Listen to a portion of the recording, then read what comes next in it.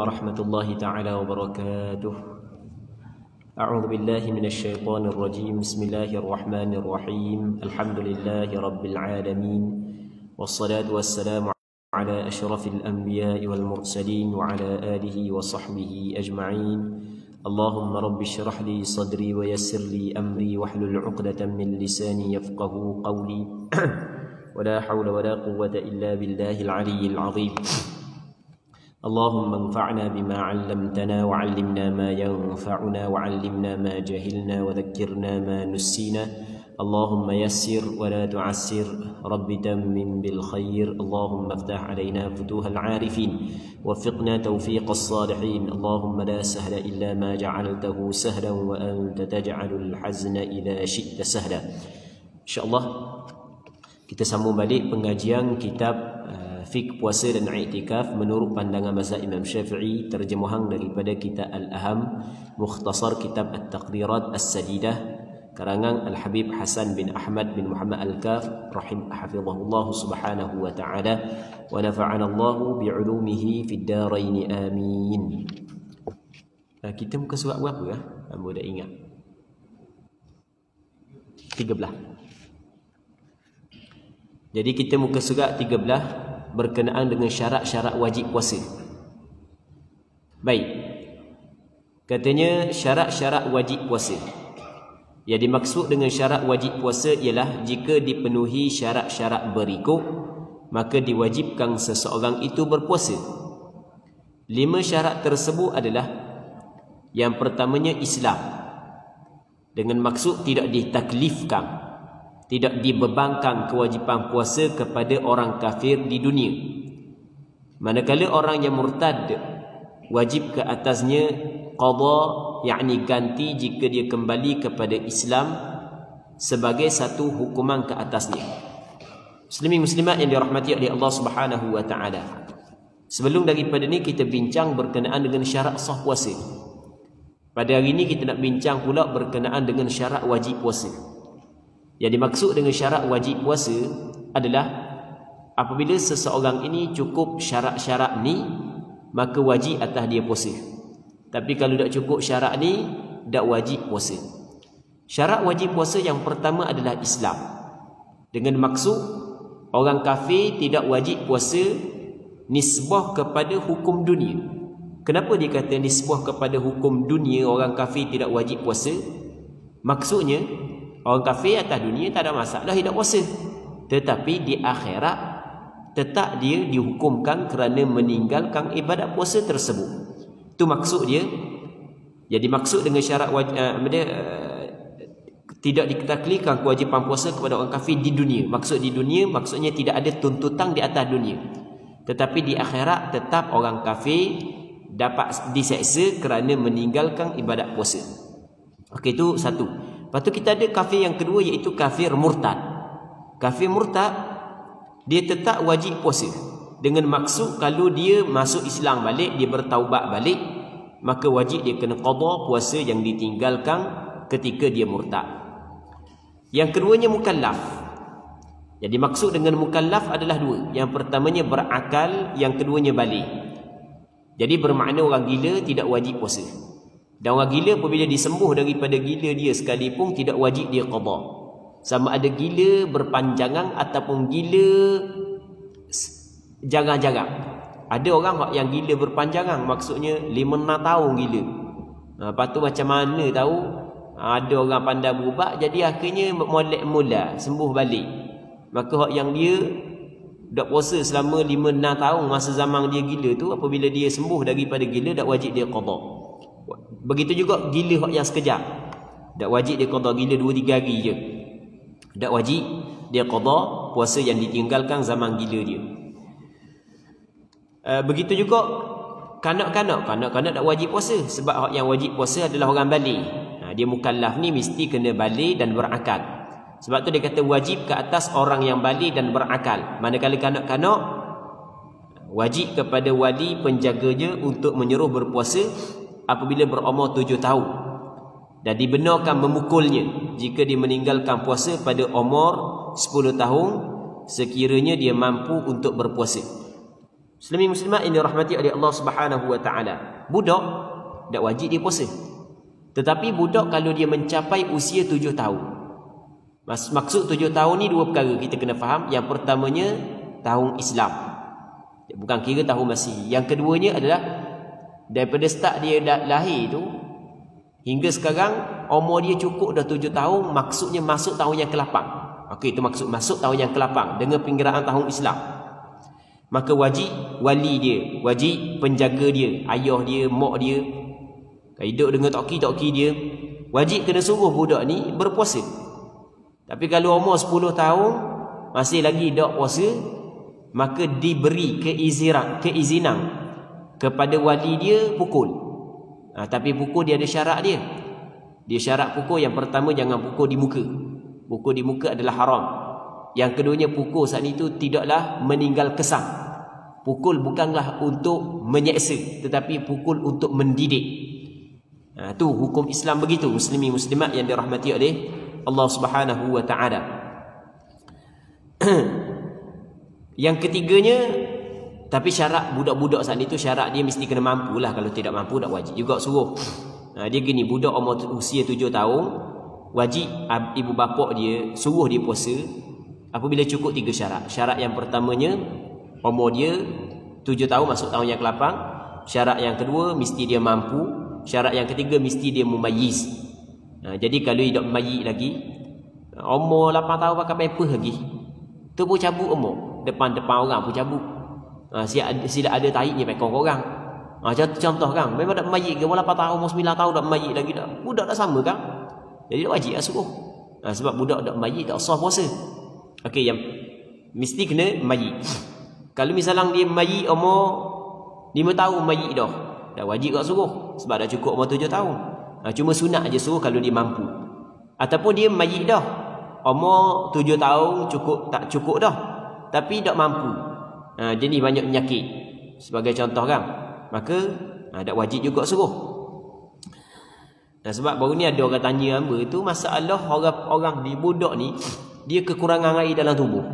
Jadi dia mesti kena minum air semua. Mesti kena minum air semua. Lepas tu dia kerak kencing, dia banyak kencing. Jadi kalau misalnya tak minum air, masalah dia. Jadi nak buat ni. Tak mampu lah tu.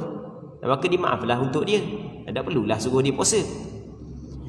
Yang ketiganya syarat wajib berpuasa adalah berkemampuan.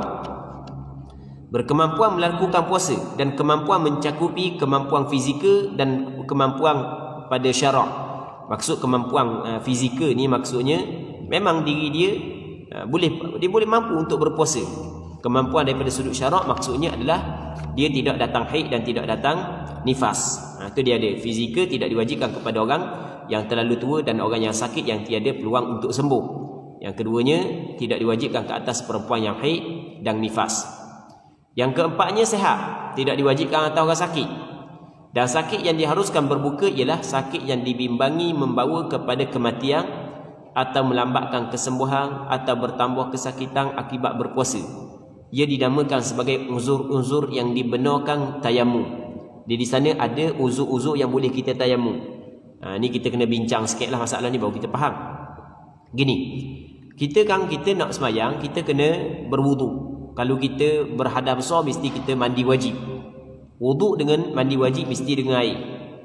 Dan kadang-kadang air tak ada maka boleh kita tayamum. Okey, itu masalah air tak ada. Lepas tu desa lagi yang boleh kita tayamum adalah kerana sakit. Apabila kita sakit maka boleh kita tayamum. Dia adakah semua sakit boleh kita tayamum? Tidak, bukan semua sakit boleh kita tayamum. Hanya sakit-sakit yang tertentu saja yang boleh kita tayamum. Yang pertamanya kalau kita guna air menyebabkan kita mati, maka ketika itu haram guna air, mesti kena tayamum nak sembahyang. Sama juga dia ni kalau dia puasa mati dia, maka haram dia puasa. Boleh dia berbuka, tak wajib dia puasa, bukan haram dia puasa.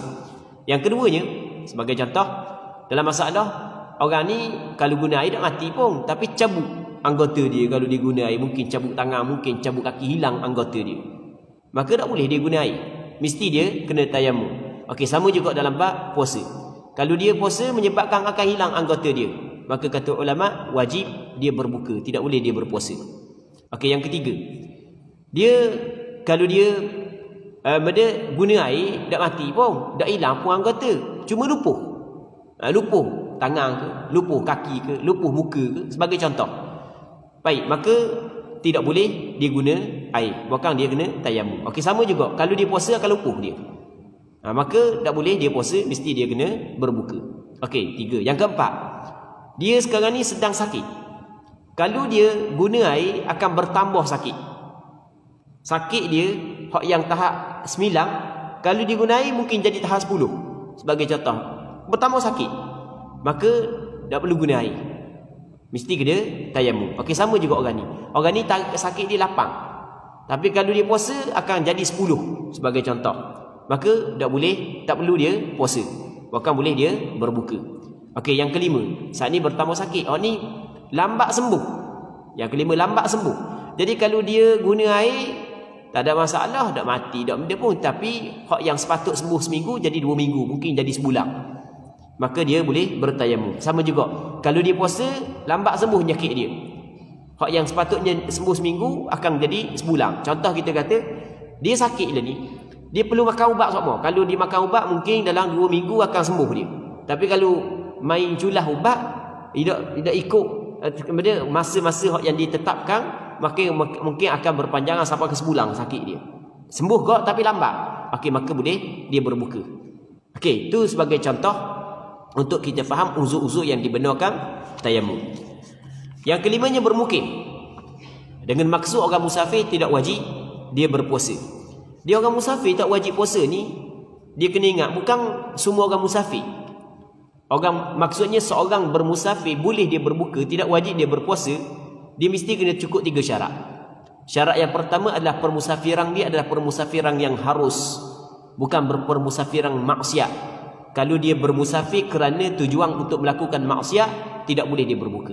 Yang keduanya, permusafiran tersebut mesti kena cukup 2 marhalah. Maksudnya mesti kena cukup 80 km. Kalau dah cukup 80 km, tak boleh dia berbuka.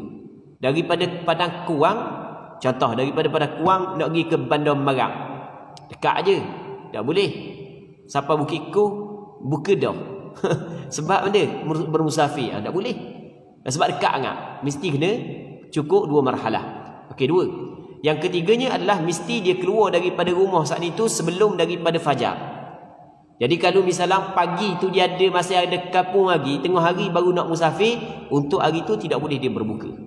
Sebagai contoh, kita daripada Padang Kuang ni, kita nak pergi ke Kuatang, cukuplah 2 marhalah. Tujuan dia nak pergi Kuatang, tujuan pekerjaan. Kalau tujuan raya tak boleh, salah. Sebab kerajaan nak bagi kan. Jadi ni tujuan dia tujuan pekerjaan. Jadi boleh nak pergi. Kita ambil surat beradang apa semua sekali lah. Adalah urusan perniagaan kita, nak beli kereta ke nak jual kereta, ikutlah. Yang penting benda urusan kerja kita. Maka daripada kita ni, daripada Padang Kuang ke sana cukup dah 2 marhalah, dan tujuan dia memang tujuan bukan maksiat. Yang ketiganya, kita tengok kita keluar daripada rumah tu masa mana. Kalau kita tolak dalam pukul 11 pagi, pukul 11 pagi kita tolak daripada rumah, maka untuk puasa hari itu tidak boleh kita nak berbuka walaupun kita musafir. Tak boleh buka gitu, mesti kena sempurnakan puasa, kerana pada awal pagi kita telah diwajibkan puasa kerana kita ada kampung. Maka kewajipan tersebut berterusan sampai di Kuatang, kita nak balik esok. Keesokan kita nak tolak daripada Kuatang dalam pukul 8 pagi, maka keesokan saat itu boleh kita berbuka dan boleh kita berpuasa. Maksudnya tidak wajib kita berpuasa. Itu maksud dia. Tidak diwajibkan ke atas orang yang bermusafir dengan musafir yang panjang 82 km ke atas, dan musafir yang diharuskan.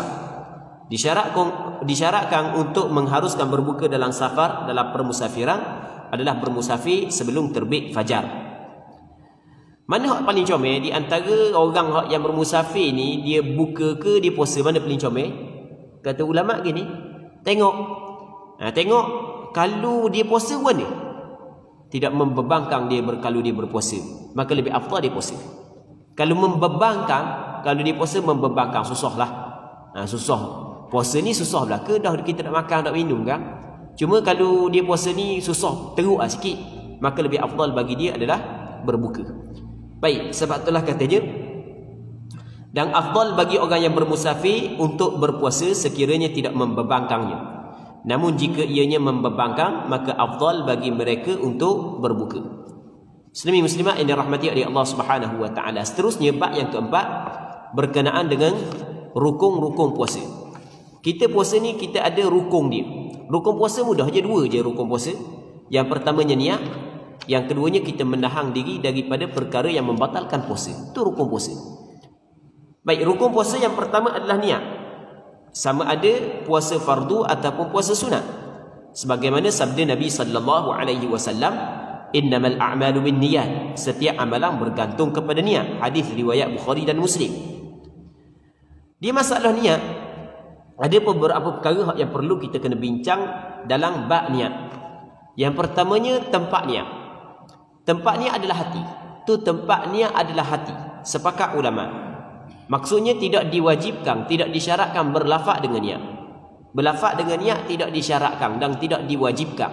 Sebab tempat niat adalah hati.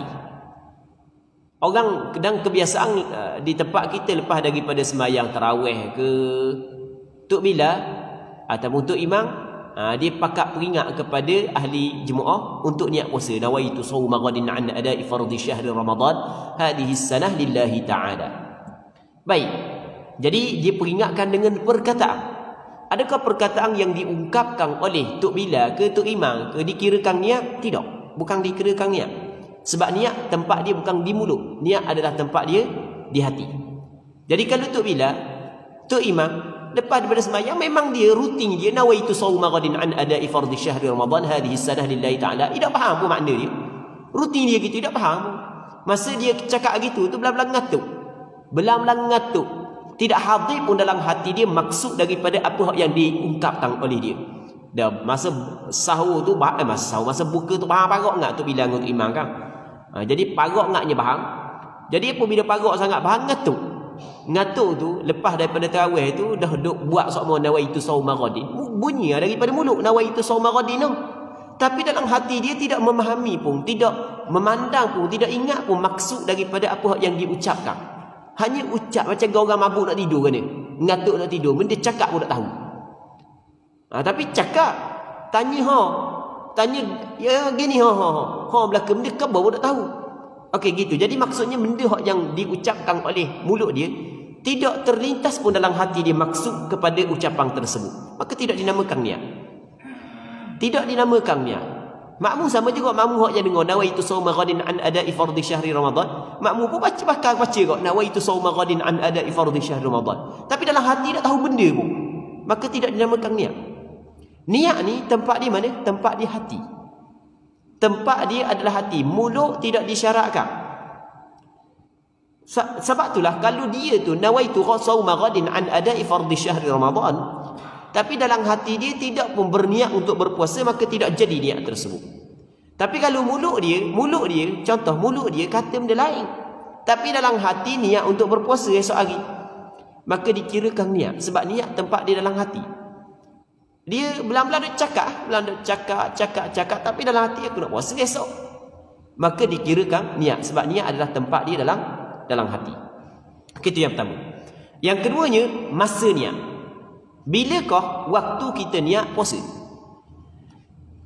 Muslimin muslimat yang dirahmati oleh Allah Subhanahu wa taala. Waktu niat puasa bermulanya apabila terbenang matahari. Apabila terbenang matahari, masuk je garik, maka bermula waktu niat. Boleh dah kita niat. Apabila garik boleh dah kita niat. Sama ada puasa fardu ataupun puasa sunat. Lepas daripada kita niat, adakah disyaratkan kita tidak boleh melakukan perkara yang membatalkan puasa? Kata ulama tidak disyaratkan. Maksudnya kalau kita niat dalam pukul 10 malam, pukul 11 malam, pukul 12 malam sebagai contoh. Lepas daripada tu kita makan 4 pinggang pula ke 5 pinggang pula ke, dia tak batal niat. Tak perlu perbaharukan niat.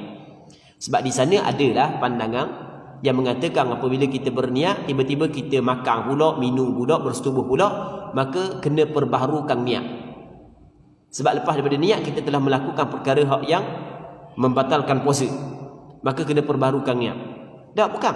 Mengikut pandangan majoriti ulama, dan pandangan ini juga pandangan yang difatwakan dan mu'tamad dalam mazhab Imam Syafi'i, bahawasanya setelah daripada niat, walaupun berlaku makan, berlaku minum, berlaku persetubuhan sebelum daripada fajar, maka niat saat itu tidak terbatal. Apabila kita niat makan dan minum bersetubuh setelah daripada niat, dia tidak membatalkan niat. Hak yang membatalkan niat dua. Hak yang membatalkan niat, kita niat dah, jadi batal balik niat. Yang pertamanya adalah rafdun niyah. Maksud rafdun niyah ni tolak niat. Maksud dia tolak niat, maksud tolak niat ni, mula saja aku berpuasa esok hari kerana Allah Subhanahu Wa Taala. Saja aku puasa Ramadan esok hari kerana Allah Taala. Saja aku puasa Ramadan esok. Duk sebetul, tak jadi nak puasa. Okey, duk sebetul, mari pula dalam hati dia, tak jadi tak puasa, puasa lah. Bukan kita, bukan duk kampung biasa kita contoh ni, kita ketika kita bermusafir, kan kita musafir ni, boleh kita puasa, boleh kita tidak puasa. Boleh niat nak puasa, tapi duk mikir, kena buat kerja esok ni. Biar tak jadi nak puasa. Okey, bila dia kata tak jadi nak puasa tu dipanggil benda, dia telah menolak niat ni. Apabila menolak niat ni, dia tak jadi. Esok kalau dia puasa, kalau dia tak niat mula, dia tidak memperbaharukan balik niat, tak sah puasa dia. Sebab niat yang dilakukan sebelumnya terbatal dengan dia menolak balik niat tersebut. Okey, boleh faham kan? Satu. Yang keduanya adalah yang membatalkan niat adalah murtad. Wal'iyadzubillah. Lepas daripada dia niat, tiba-tiba murtad. Lepas tu dia bertaubat balik. Masih lagi pada malam hari. Lepas tu dia tidak niat dah, dia tidak memperbaharukan niat setelah daripada itu, maka puasa dia keesokannya tidak sah kerana niat dia terbatal. Itu kita kena faham, muslimin muslimat inna rahmati Allah Subhanahu Wa Taala. Okey, permulaan niat jelas dah. Manakala penghujung waktu niat. Penghujung waktu niat ia berbeza daripada puasa fardu dengan puasa sunat. Puasa fardu penghujung waktu niatnya adalah sebelum daripada terbit fajar. Apabila terbit fajar, habis dah waktu niat. Habis dah masa niat, habis dah tempoh niat. Tak boleh dah kita niat apabila keluar fajar. Orang bang dah, dah ingat nak niat, dah ingat nak niat weh. Dah jadi dah. Jadi puasa pada hari tersebut tidak sah. Tak sah dah puasa, wajib dia kena qada balik setelah daripada Ramadan kerana dia telah meninggal rukun niat, rukun puasa iaitu niat. Manakala puasa sunat, penghujung niat dia adalah apabila masuk waktu zuhur, keesokan hari.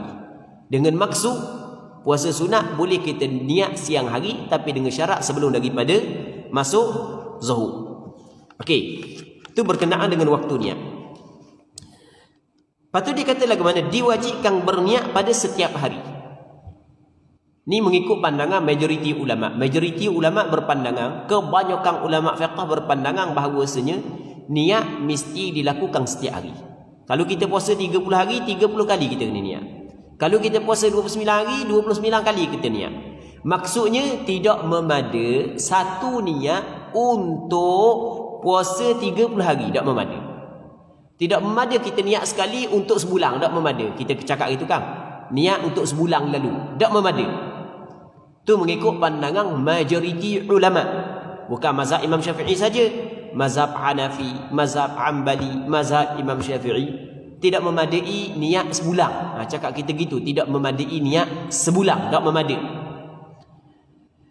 Baik, sebab benda tidak memada kerana puasa setiap hari pada bulan Ramadan ia adalah ibadat yang berasingan.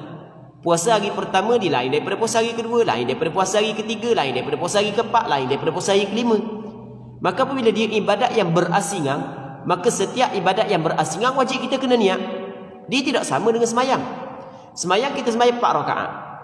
Semayang 4 rakaat, kita niat pada rakaat yang pertama je. Rakaat kedua kita dah niat dah, rakaat ketiga dah niat dah, rakaat keempat dah niat dah. Tapi sembahyang 4 rakaat, walaupun bunyi 4 rakaat tapi kira satu. Maksudnya kalau kita batal pada rakaat yang kedua, maka rakaat yang pertama pun batal kau. Jadi nanti kita ambil sembahyang, kita ketuk pada rakaat kedua, kita ketuk, kita ambil sembahyang, tak boleh kita nak sambung. Mesti kita kena sembahyang mula. Kita sembahyang satu, okey, kita niat pada rakaat pertama kan dalam takbiratul ihram kita niat. Rakaat kedua kita dah niat dah, rakaat ketiga dah niat dah. Masuk rakaat keempat ketuk. Duduk tahiyat. Nak uji salam lalu dah ketuk. Bila ketuk, kita pun kena keluar daripada sembahyang. Ambil sembahyang, kita pun kena sembahyang mula kat takbiratul ihram mula. Tak boleh kita nak sambung tahiyat akhir. Walaupun kita buat dah tadi. Kerana apabila batal pada rakaat keempat, habis rakaat-rakaat lain batal. Dia berbeza dengan puasa. Puasa, kalau orang tu terbatal puasa dia pada hari yang kelima, hari keempat dah batal sah, hari ketiga sah, hari kedua dan hari pertama sah. Sebab dia batal pada hari kelima. Tak sah pada hari kelima je. Sebab ibadat puasa hari kelima dia lain daripada ibadat puasa hari keempat, lain daripada ibadat puasa hari ketiga, kedua, ke satu. Sebab itulah majoriti ulama kata mesti kena niat setiap hari. Tak boleh niat sebulan.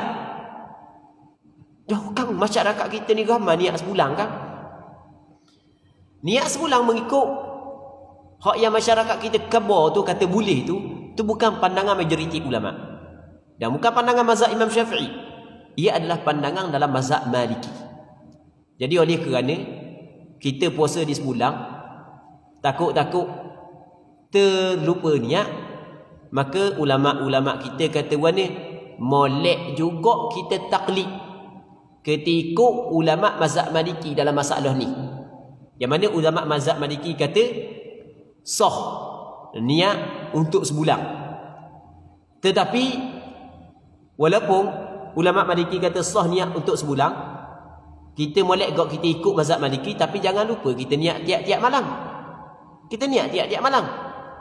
Dan tujuan dia kita niat juga tiap-tiap malam. Sebab hak tu hak asal. Dan apa kita niat sebulan? Supaya andai kata kalau kita dah ingat niat mana-mana hari, maka sah puasa kita mengikut mazhab Maliki. Okey, nampak kan? Itu tujuan je. Muslimin muslimat yang dirahmati oleh Allah Subhanahu wa taala. Lepas tu dia buat mari perbezaan antara niat puasa fardu dan niat puasa sunat. Niat puasa fardu masuk waktunya daripada terbenam matahari sehingga terbit fajar. Dan diwajibkan berniat pada waktu malam. Maksud waktu malam ni daripada terbenam matahari keluar fajar tu waktu malam dah lah. Manakala niat puasa sunat masuk waktunya daripada terbenam matahari dan berterusan sehingga tergelincir matahari. Dan tidak diwajibkan tabiid. Tidak wajib diwajibkan niat pada malam hari. Boleh sampai matahari tergelincir, maksudnya masuk waktu zuhur. Niat puasa fardu wajib ditentukan. Bahasa Arab ta'yin, kena tentukan. Seperti puasa Ramadan, kita kena niat aku puasa Ramadan. Sebab puasa Ramadan disandarkan kepada waktu, maka kita kena niat waktu tersebut puasa Ramadan. Atau puasa kafarah kalau kita ada kifarat, aku saja aku puasa kafarah. Atau puasa nazar, saja aku puasa nazar. Atau puasa qada, saja aku puasa qada. Manakala puasa sunat tidak wajib ta'yin, tidak wajib ditentukan puasa sunat, cukup kita niat aku nak puasa. Puasa sunat, niat gini, aku nak puasa esok. Cukup dah. Kecuali jika puasa tersebut terikat dengan waktu. Seperti puasa hari Arafah. Pada pendapat yang mu'tamad. Jadi kalau puasa tersebut terikat dengan waktu, puasa sunat lah. Maka, menurut pandangan mu'tamad, bagulah, mesti kita kena ta'yin saja, aku nak puasa hari Arafah. Aku nak puasa hari Arafah. Gitu. Yang ketiganya, niat puasa fardu. Tidak harus menghimpunkan antara dua puasa fardu pada satu hari. Dua puasa fardu kita nak himpun satu hari tak boleh. Contoh kita ada puasa nazar, lepas tu kita ada puasa qada. Esok kita nak puasa. Contoh, kita pun niat saja aku puasa nazar esok, lepas tu digabungkan dengan puasa qada aku. Itu tak boleh sebab nazar dengan qada kedua-dua adalah puasa wajib. Tak boleh. Berbeza dengan puasa sunat. Harus menghimpunkan antara dua puasa sunat atau lebih daripada dua dengan satu niat. Contoh, kita ada puasa Isnin kami, sunat kita puasa Isnin kami. Lepas tu kita ada sunat puasa hari-hari cerah. Secara kebetulan esok 13 daripada bulan Islam, jadi hari cerah sunat kita puasa. Dan esok juga hari kami.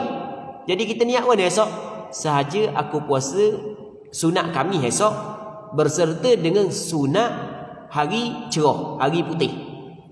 Jadi bermakna kita gabungkan dua puasa sunat untuk satu hari. Boleh, tak ada masalah. Lebih daripada dua, contoh lagu ada lebih daripada dua. Kita pada bulan Syawal kita nak puasa 6 Syawal, sunat 6 Syawal. Kebetulan 6 Syawal yang kita nak puasa esok saat itu hari Isnin, hari ke-14 daripada bulan Islam. Jadi kita gabung tiga lalu. Aku nak puasa sunat Syawal, sunat hari Isnin, sunat hari cerah. boleh kita gabung. Masalah puasa sunat boleh kita gabung. Sunat dengan sunat. Fardu dengan fardu tak boleh.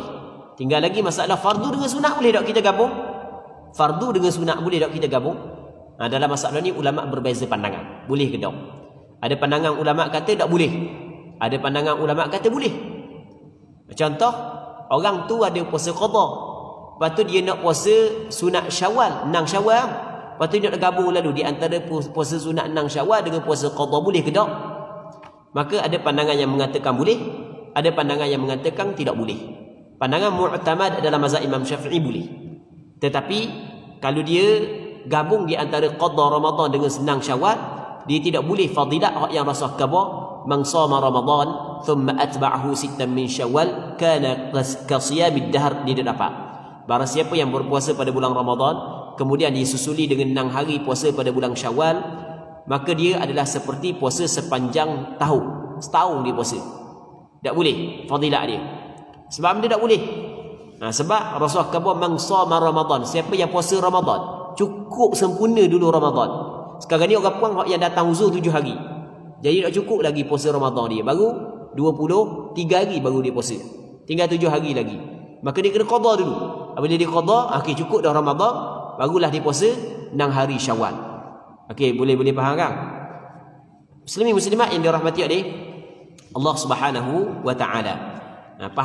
Fadilat tak dapat. Tapi kalau dia gabung tidak menjadi masalah. Dibolehkan dia gabung. Fadilat yang Rasul kata tu tidak dapat.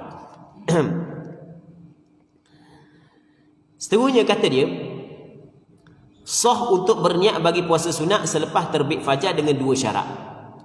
Jadi kalau kita puasa sunat, kita nak niat selepas daripada keluar fajar, lepas daripada masuk subuh dah, boleh kita niat, tapi dengan 2 syarat. Syarat yang pertama adalah hendaklah berniat sebelum gelincir matahari. Maksudnya sebelum masuk waktu zuhur.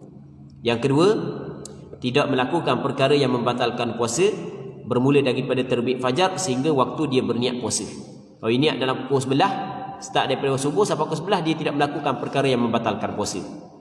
Jadi kalau dia makan nasi dah, makan nasi kenyang dah, malah masuk dah hari ni kenyang dah dah faham pagak dah, dah masuk dah hari ni, biar boleh niat puasa lah. Sebab dah masuk zuhur lagi, tak boleh gitu. Sebab dia makan dah, minum dah, dia daripada pagi dah makan lagi, tidak minum lagi, tidak setubuh lagi, dia tidak melakukan perkara yang membatalkan puasa. Tapi perut nak rasa lapar hari ni. Rumah tak ada orang, jadi malas nak masuk. Pakai puasa lalu boleh ke tak? Boleh, tak ada masalah. Niat yang sempurna, ni niat yang sempurna, melafazkan dengan kehadiran dalam hati. Nawaitu shauma ghadin an ada'i fardhi syahri Ramadan li hadhihi as-sanah lillahi ta'ala. Saja aku berpuasa esok hari menunaikan fardu bulan Ramadan tahun ini kerana Allah Taala.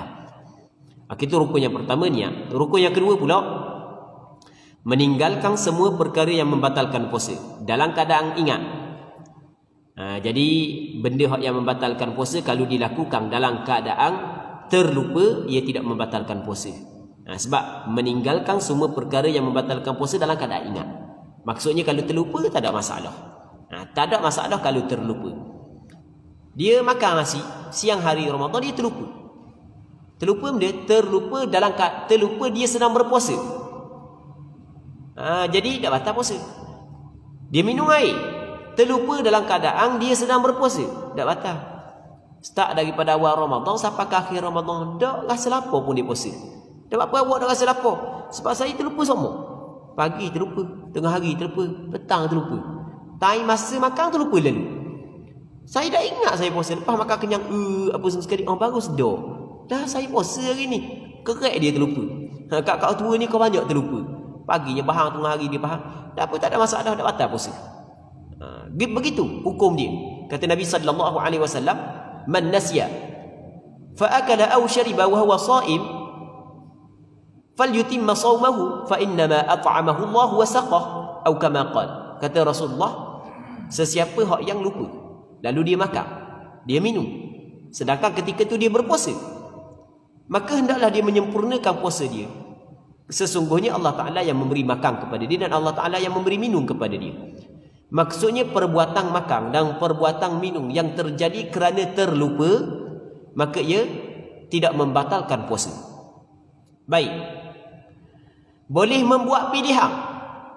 Selagi kita kena sebut juga masalah ni, muslimin muslimat yang dirahmati oleh Allah Subhanahu wa taala, baru ni timbul satu isu yang ada satu masjid tu dia tersilap melakukan azan sebelak masuk silap bang sebelum waktunya bang dah kawan ni dia duduk depan meja makan dah, duduk tunggu orang bang 5 minit lagi, tiba-tiba bunyi orang bang puak lalu lah. Lepas daripada tu pihak masjid buat istihar, kau bawa mana silap bang tak masuk waktu lagi, memang betul dah silap. Lepas tu pihak masjid minta qada balik, ahli qaryah qada balik. Baik, tu kok ramai warga net tu pakat duk kata ke masjid, hak dak belajar benda pun duk kata dak kan salah makan kan.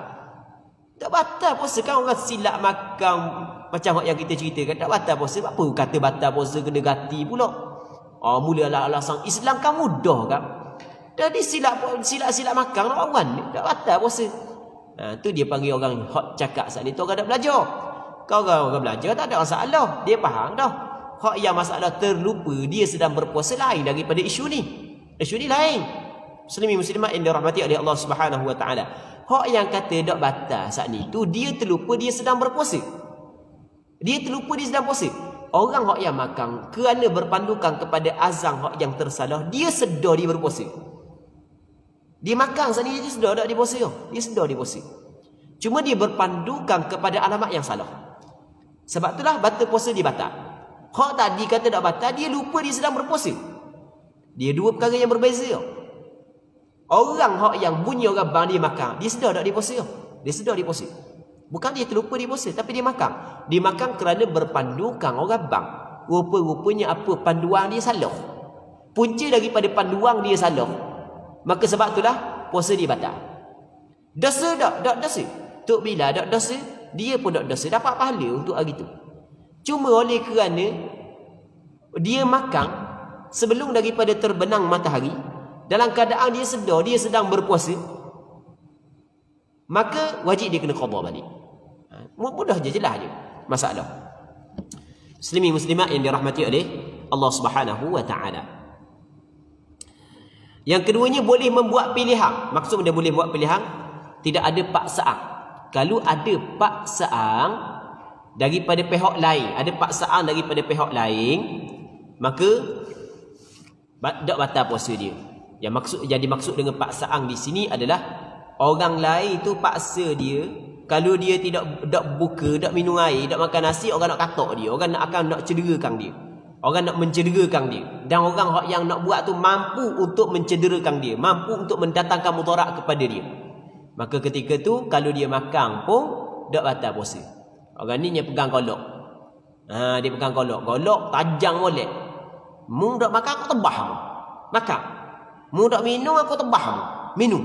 Dia pun minum air. Batal tak puasa? Tak batal. Sebab dia dipaksa. Berarti molek. Dipaksa oleh pihak lain. Tapi kalau terpaksa makan, terpaksa minum kerana kita sendiri, itu batal. Contoh mana Allah buka tadi, dak apa nak lalu makan, dak kena selera.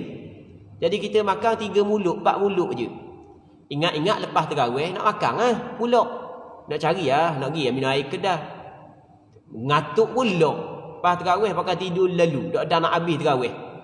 Tidur sejik lalu, guling belakang kejap letih sang, guling belakang sedar-sedar gelak katuk dah sejik. Balik gitu gagal sampai rumah pakai tidur pula. Dah ingat nak makan apa? Makan sahur kat dia.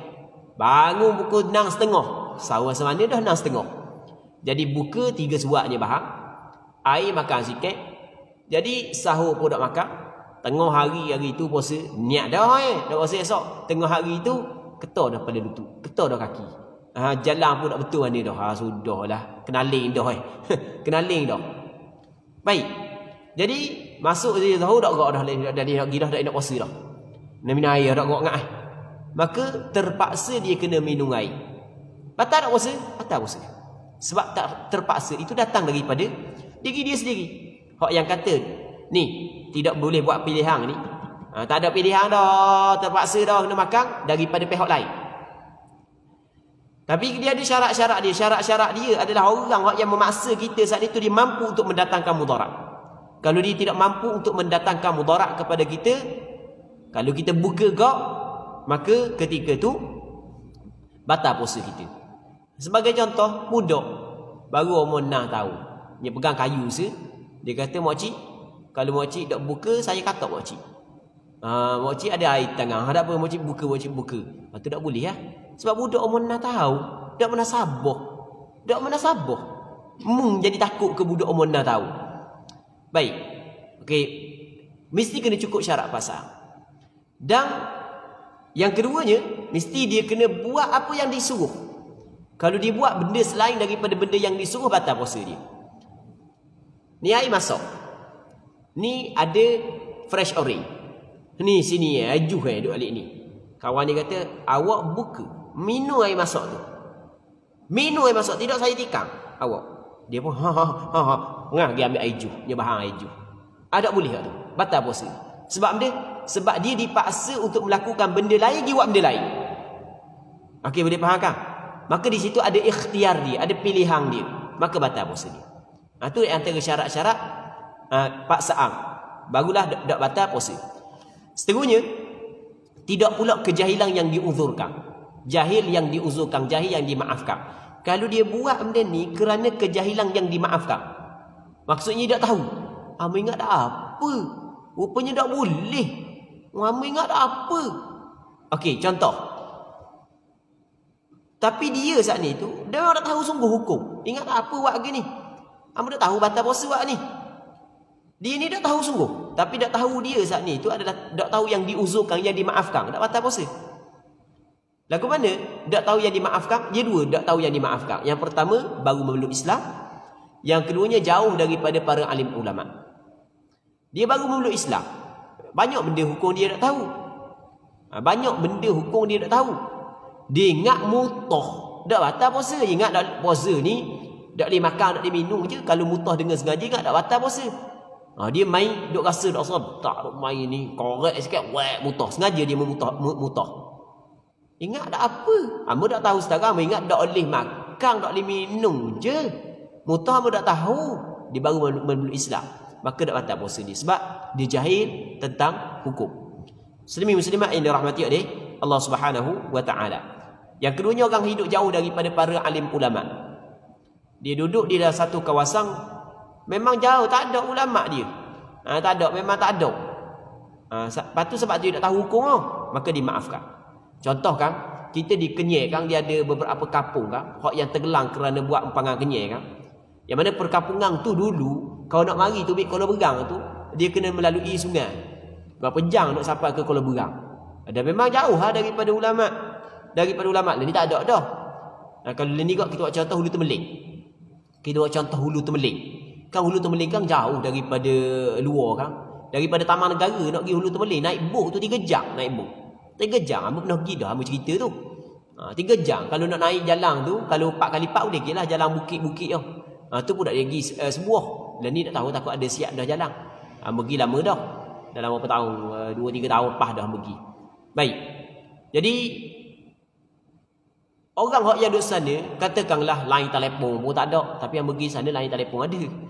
Contoh aja kita buat contoh. Line telefon pun tak ada. Memang dia orang Melayu saja situ, orang Islam saja.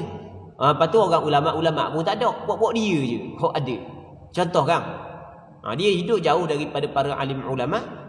Lepas tu hubungan dengan orang luar ni apa semua sekali tak ada. Kalau zaman kita, walaupun hidup jauh daripada para alim ulama, tapi handset ada, internet ada, boleh tengok aja dalam Facebook. Orang ngajar, dalam YouTube orang ngajar. Baik, ni kita buat contoh putus dengan dunia luar. Jadi ada beberapa perkara yang membatalkan puasa dia tidak tahu. Maka tiba-tiba dia buat, maka dimaafkan untuk dia.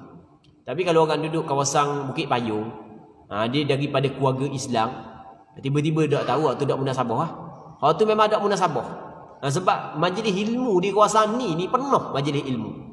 Ni Masjid Barakuang, Masjid Bukit Payung, Surau Al-Hikmah, antara kawasan yang hidup dengan majlis ilmu. Satu lagi sini merata, tiba-tiba tak tahu Mung ni kau tak tahu mung ni sebab mung tak belajar Punca daripada mung diri Tak maaf.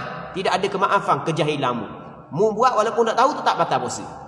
Gitu tu maksud dia. Katanya tidak batal puasa jika berbuka kerana terlupa atau dipaksa. Tidak juga batal puasa bagi orang yang jahil yang diuzurkan kerana kejahilannya. Jahil yang diuzurkan adalah salah satu daripada dua perkara. Yang pertama orang yang hidup jauh daripada ulama. Yang keduanya orang yang baru memeluk Islam. Muslimin muslimat yang dirahmati oleh Allah Subhanahu wa taala. Bab yang kelima berkenaan dengan sunat-sunat puasa dan sunat-sunat Ramadan. Kita ada sunat-sunat puasa dan sunat-sunat Ramadan. Maksudnya khusus pada bulan Ramadan. Yang pertamanya adalah menyegerakan berbuka.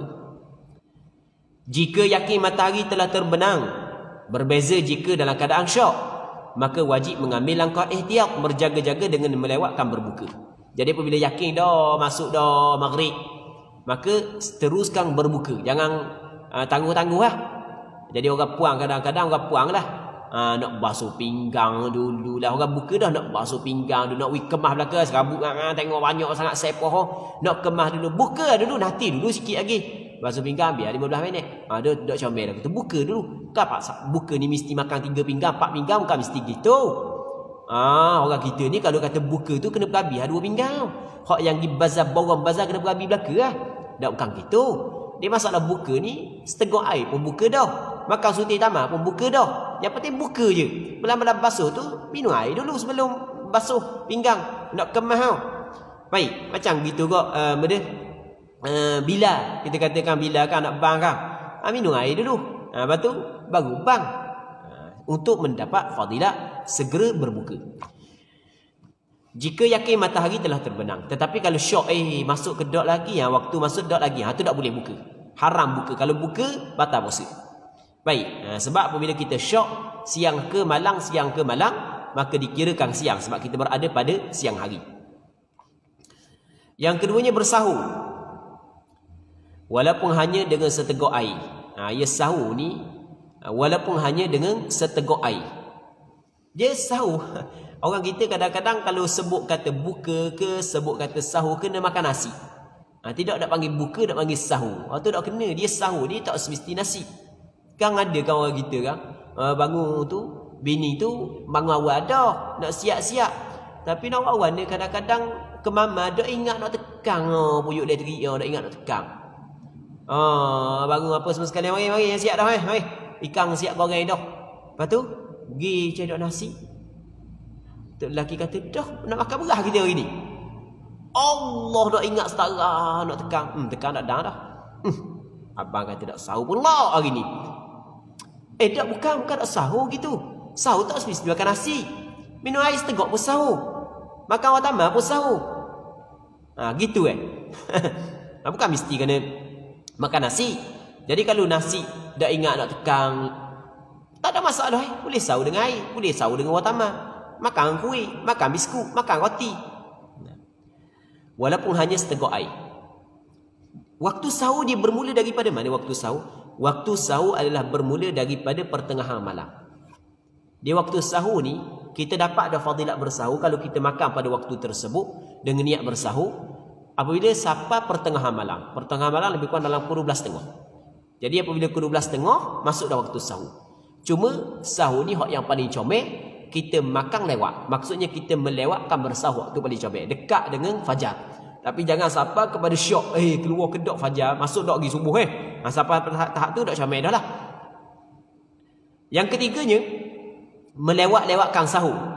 Dengan syarat tidak merosakkan. Maksudnya, tidak menyebabkan tamat waktu sahur. Jika dilewat-lewatkannya. Dan sunat menahan daripada makan atau minum dengan tempoh bacaan 50 ayat Al-Quran. Maksudnya 15 minit. Sebelum daripada terbit fajar. Maksudnya kalau subuh ni dalam pukul 5.46 contoh, maka pukul 5.36 tu kita berhenti dah makan.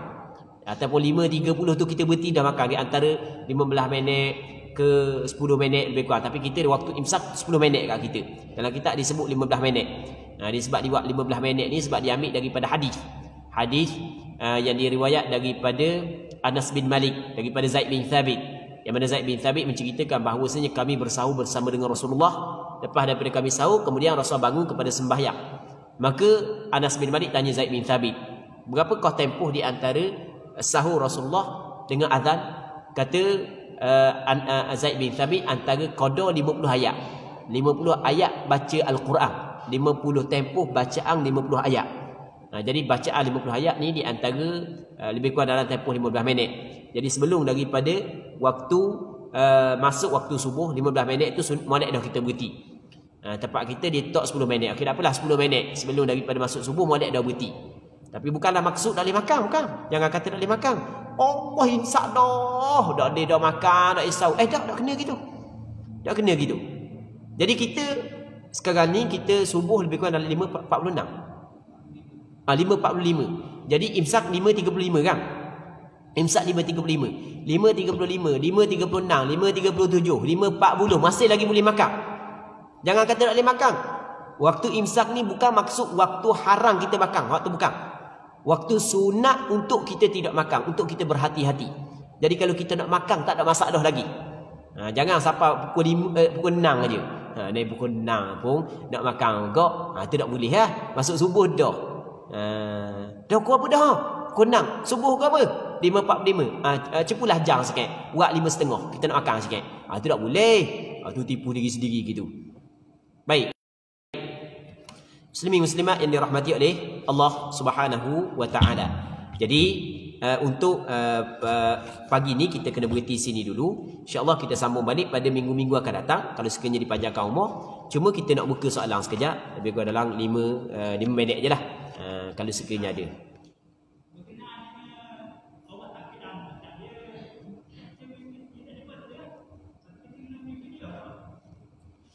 Okey, berkenaan dengan orang yang sakit lama, dia tak boleh puasa, adakah wajib dia kena bayar fidyah? Allah Subhanahu wa taala berfirman dalam Al-Quranul Karim, "Faman kana minkum maridan aw 'ala safarin fa'iddatun min ayyamin ukhra."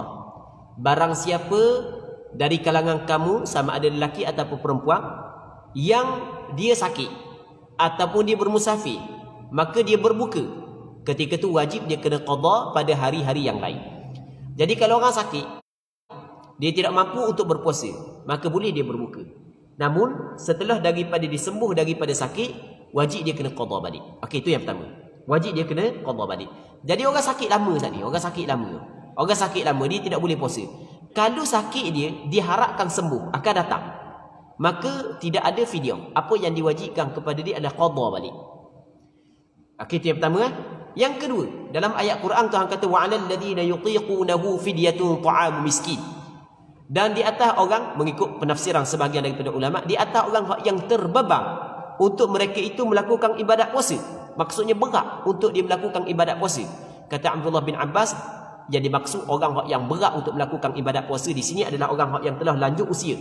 Orang yang lanjut usia, orang tua sangat dah, dia tidak mampu untuk berpuasa. Maka wajib dia kena bayar fidyah sebagai ganti kepada puasa yang tidak mampu untuk dilakukan. Jadi kalau orang tu usia dia lanjut dah, dia tidak mampu untuk berpuasa, maka apa yang diwajibkan kepada dia adalah bayar fidyah. Baik, kata ulama, dan disamakan juga dengan masalah orang tua ni adalah orang yang sakit yang tidak diharapkan sembuh. Tadi kita cerita orang sakit yang diharapkan sembuh. Orang sakit ya tak payah lang dah sembuh. Doktor kata awak ni sakit, awak ni bawa sampai ke mati dah ni. Memang dia boleh nak puasa, lepas tu tidak diharapkan sembuh, maka apa yang diwajibkan kepada dia adalah bayar fidyah. Jadi kesimpulan, sakit ada dua. Yang pertama sakit yang tidak diharapkan sembuh, yang keduanya sakit yang diharapkan sembuh.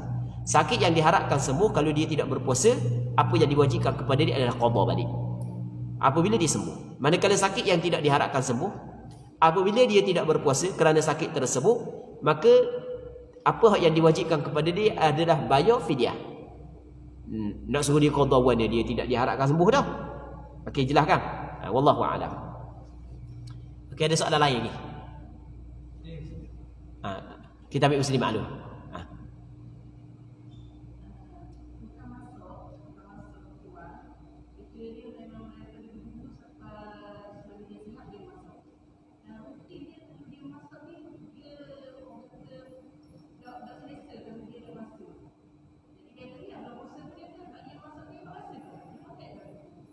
Okey. Soalannya dia puasa dia tukar masak. Jadi apabila masuk bulan puasa dia kena masuk ke orang ramai. Jadi ialah apabila masuk ke orang ramai dia kena rasalah. Saku dok masing dok masing ke dok apa semua sekali kan. Melainkan kalau tukar masuk yang hebat, tukar masuk hebat tak perlu rasa dah. Tukar masuk hotel rasa dah pakai cocok capuk memang jadi molek. Dia jenis orang puang ni jadi was-was kuat. Jadi siapa ke masuk pun was-was juga. Padahal benda sokmo dah. Jadi kalau masak banyak ni tak garam banyak ni, gula banyak ni. Kalau kurang sikit, lebih sikit pun tak ada masalah. Tidak siapa ke masing sangat, tak siapa kurang sangat. Tapi nak rasa juga. Adakah boleh ataupun tidak? Okey gini. Masalah rasa makanan, hukum yang pertamanya adalah haram dan ia membatalkan puasa. Kalau sekiranya rasa saat itu sekali dengan telang. Maksudnya rasa sekali dengan telang memasukkan makanan dalam mulut sekali dengan telang, hal tu haram serta batal puasa. Okey, itu yang pertama. Yang keduanya, rasa tok di lidah sahaja tanpa telang, maka hukum dia makruh. Hukum dia makruh. Namun makruh ni maksud dia dok comel. Dok comel. Dia meluputkan kelebihan berpuasa. Namun ada sebahagian daripada ulama mengatakan bahawasanya jika diperlukan maka tidak makruh. Hukum dia adalah harus. Jika diperlukan. Tapi dengan syarat jangan bimbang perkara tersebut akan tertelang. Yang pertama aman daripada tertelang. Yang keduanya adalah ada jika perlu. Maka sebahagian, amba tak kata semua ulama, berkata sebahagian ulama kata tidak makruh. Maksudnya harus. Jadi amba tengok gini, kalau misalnya tukar masuk lama ni, rasa tu bukanlah suatu keperluan bagi dia kalau tukar masuk lama. Sebab apa? Sebab dia telah mempunyai kepakaran untuk meletakkan sukatan garang dan bahan-bahan perasa dalam makanan tersebut. Okey, boleh faham tak? Amba hak yang dak tukar masuk pakar pun dak pakar mana amba? Amba dak pakar mana tukar masuk. Tapi benda amba masuk juga. Masuklah kalau gula kambing ke amba ada pera kambing. Orang suruh benda amba ngekoh. Ustaz tolong ada kambing ngekoh ada. Lepas tu meleh sat, lepas tu ustaz tolong masak. Amba masak jelah. Ambil upah buat masak. Amba ambil upah buat kerja kau Bulan Ramadan ni berapa kali amba masak. Jadi amba bukan setiap hari memasak. Kadang-kadang sebulan 2 kali, kadang-kadang sebulan 3 kali, kadang-kadang sebulan 4 kali. Jadi kita dapat suka dah. Banyak mana tak garang, banyak mana tak gula. Kita dapat suka dah. Maksudnya lepas daripada buka kat gigi, benda tu tak lagi jauh. Tak lagi jauh. Kalau masih sikit, dah masih banyak. Kalau kurang sikit je. Gitu je. Jadi ketika tu tidaklah ada keperluan. Jadi tak perlulah. Kali kalau tukar masuk pakar-pakar tak payahlah. Kalau yang setahun sekali masuk bimbang juga suruh orang masuk ramai-ramai, tu lainlah. Wallahu a'lam. Jadi untuk hari ni sini dululah. Boleh insya-Allah. Kan ada soalan.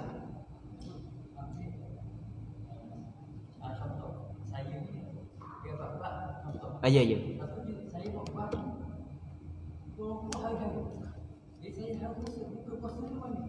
Okey, saya dengan babah. Contoh.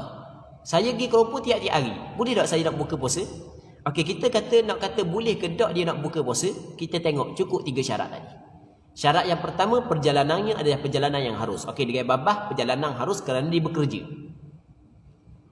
Okey, itu yang pertama. Yang keduanya, perjalanan cukup 2 marhalah, 80 km ke atas. Okey, cukup 80 km ke atas.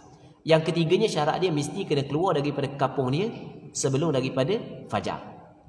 Jadi kalau dia berada di kampung dia pada siang hari, maksudnya dia keluar daripada rumah sebab trip dia, katakanlah pukul 10 pagi, maka untuk hari itu mesti dia kena berpuasa. Itu kena tengok cukup 3 syarat. Kalau memang dah balik rumah semula, syarikat kata awak bulan ni saya bagi bonus tinggi kepada awak, saya tak mau bayar dia balai sebab awak je demo terima molek 2 orang, gile awak balik rumah. Daripada Terengganu ke Kelupur, je duk besu. Daripada Kuala Terengganu ke Kelupur, dah balik Sampai sebulan, raya baru balik. Okey, selama sebulan saat itu dia boleh tidak berpuasa. Boleh tidak berpuasa, bukan wajib. Boleh tidak berpuasa. Namun sebaik-baiknya adalah dia berpuasa kalaulah puasa itu tidak membebankan dia. Wallahu a'lam. Sallallahu ala sayyidina Muhammad wa ala alihi wa sahbihi ajma'in.